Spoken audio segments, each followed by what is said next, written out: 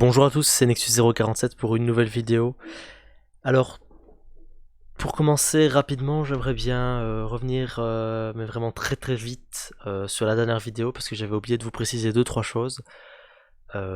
Premièrement, j'ai créé une page GitHub pour pouvoir vous mettre les différents codes que vous voyez en vidéo, afin que vous y ayez accès, que vous puissiez tester ces codes et les changer un peu et les compiler sur vos machines pour mieux comprendre. J'essaie également de commenter ces codes un maximum, comme vous le voyez ici, avec le contenu de la vidéo et différents liens vers des sites internet qui peuvent, dans un premier temps, vous être utiles.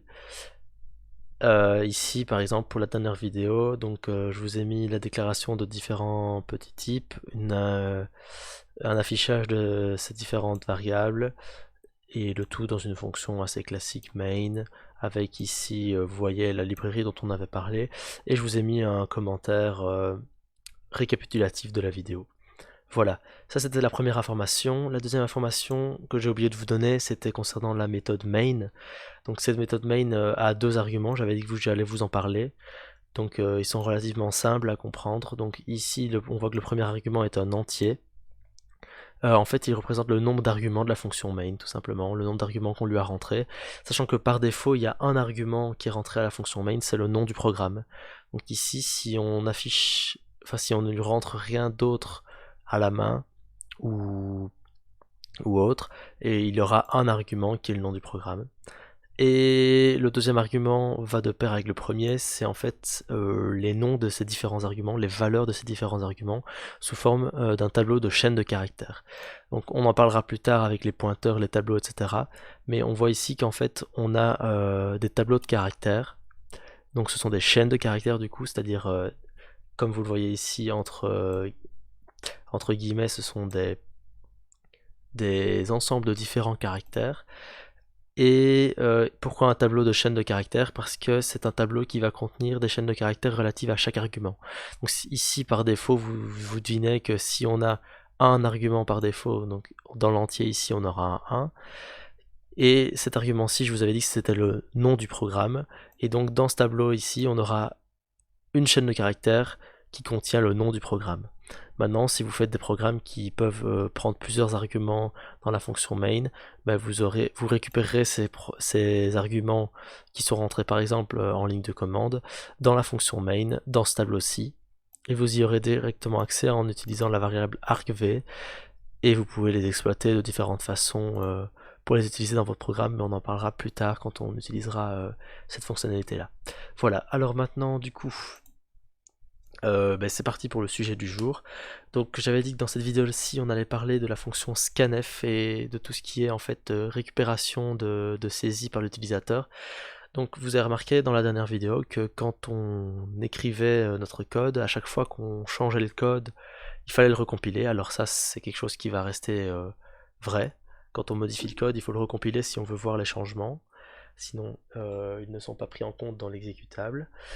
Par contre, ce qui peut être intéressant, c'est d'avoir un code qui est dynamique par rapport à l'utilisateur. C'est-à-dire que quand vous rentrez une valeur, il va pouvoir faire certaines opérations sur cette valeur-ci, et ceci sans avoir besoin d'être recompilé à chaque fois que vous rentrez une nouvelle valeur. Je m'explique. Imaginons que vous vouliez faire une division d'un nombre. Donc ici, on va déclarer un nombre A qui va être égal à 3 par exemple. Bien, un premier programme pour afficher la division d'un nombre par 4 par exemple serait de directement afficher cette division. Alors ça dépend si vous voulez l'afficher en entier ou en réel. Moi je vais l'afficher en réel. Et ici du coup on pourrait... Alors je vais devoir du coup changer le type de ma variable. Vous savez quoi, je vais directement changer ici. Hop, comme ça c'est un réel.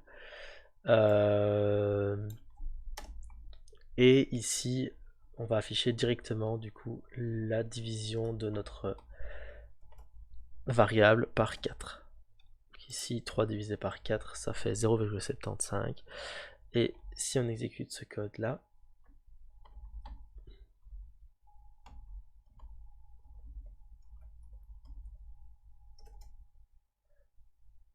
hop, donc là je le compile une seule fois, Et vous voyez que si je le lance, normalement, on a bien 0,75. Le problème, c'est que si on veut recalculer la division d'un autre nombre par 4, va falloir changer notre variable ici, et puis recompiler notre code et réexécuter notre code.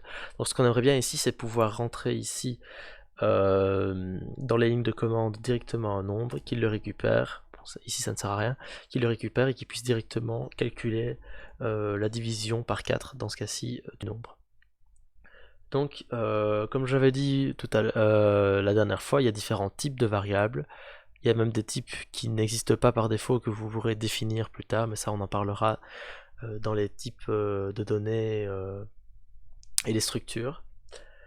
Donc dans un premier temps, je vais vous parler d'une fonction qui s'appelle la fonction scanf.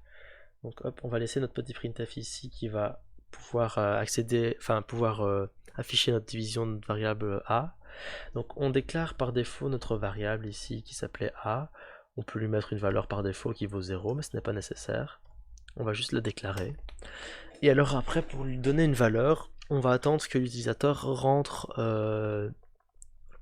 une valeur dans le terminal. Donc pour ça, on utilise la fonction scanf. La fonction scanf qui se présente comme suit. Donc hop, scanf ici.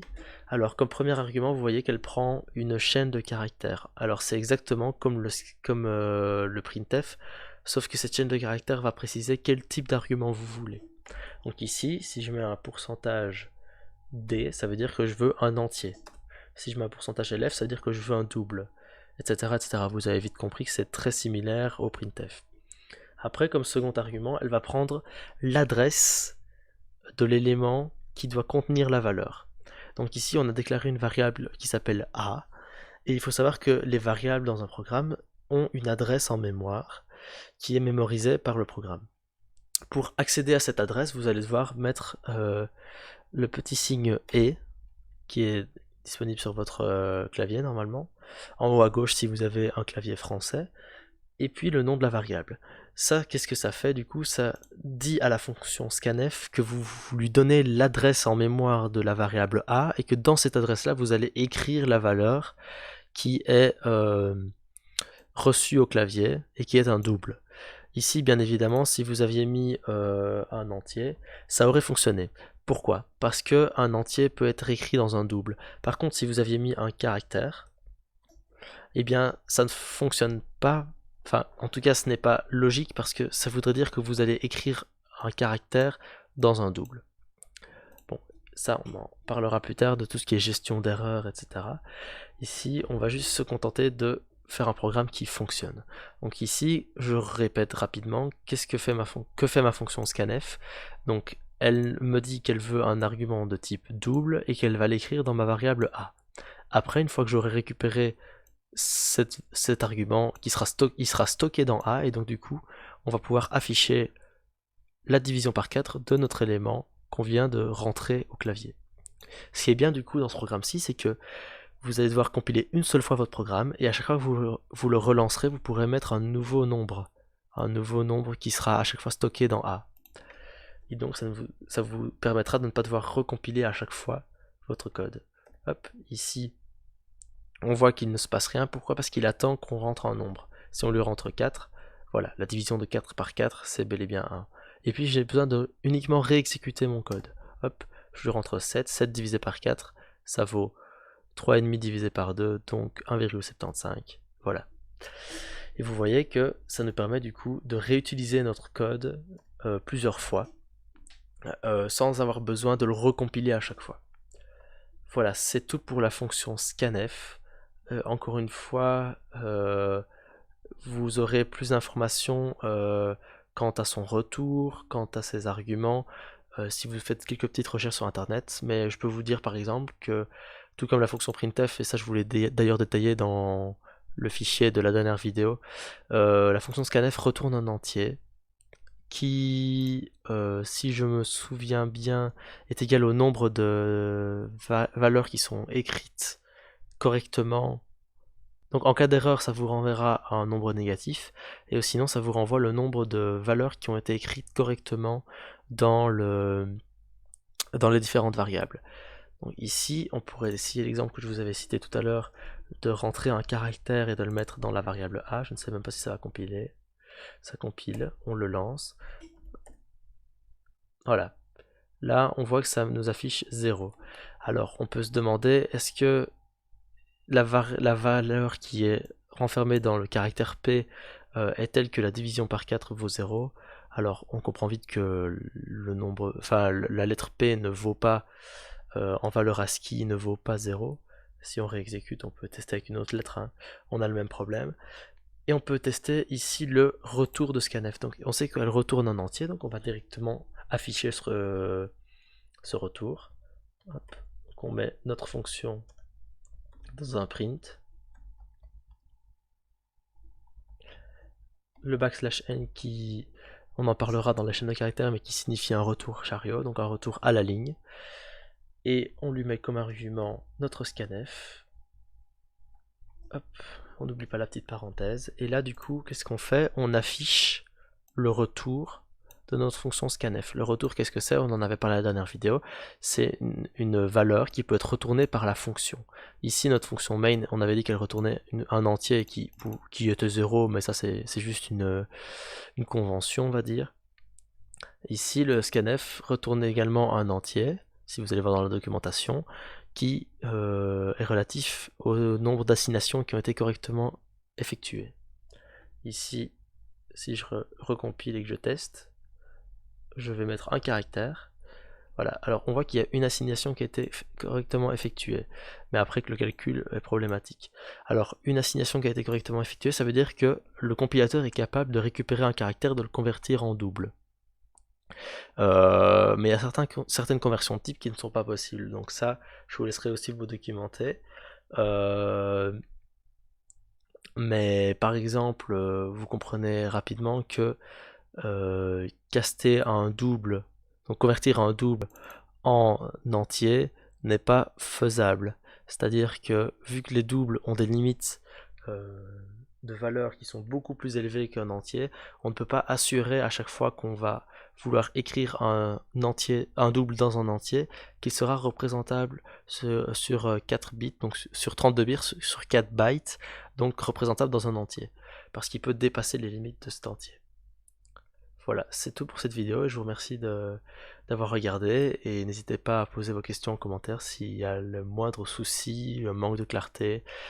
Donc je répète sinon, il y aura le lien de mon GitHub en description, vous pourrez accéder à chaque fois à jour le plus rapidement possible au code des vidéos, commenter et agrémenter de petites lignes supplémentaires, de petites notes, enfin voilà. Je vous remercie beaucoup, au revoir.